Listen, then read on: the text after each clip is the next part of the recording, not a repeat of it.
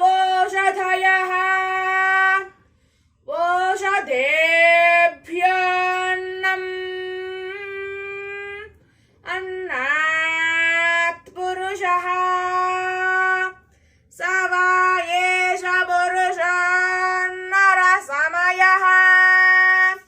तस्येदमेव शिरः अयं दक्षिणः पक्षः अयमुत्तरः पक्षः अयमात्मा इदं बुच्छं प्रतिष्ठा तदप्येष श्लोको भवति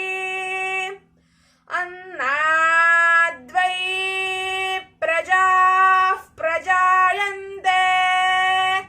याः काश्च पृथिवीगोश्रिताः अथो अन्नेनैव जीवन्ति अथैनदपि यन्त्यन्ततः अन्नगुं हि भूतानां ज्येष्ठम् तस्मात्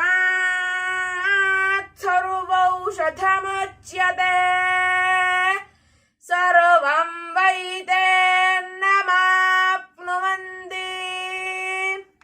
येन्नं ब्रह्मोपासते अन्नगुं हि भूतानां ज्येष्ठम् तस्मात् सर्वौषधमुच्यते अन्नात् भूतानि जायन्ते जातान्यन्येन वर्धन्ते अद्यतेति च भूतानि तस्मादन्नं ददच्यत इति तस्माद्वा एतस्मादन्नरसमयात् अन्योऽन्तर आत्मा प्राणमयः तेनैष पूर्णः स वा एष पुरुषविध एव तस्य पुरुषविधताम् अन्वयं पुरुषविदः तस्य प्राण एव शिरः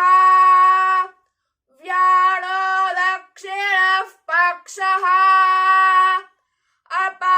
अपानवुत्तरः पक्षः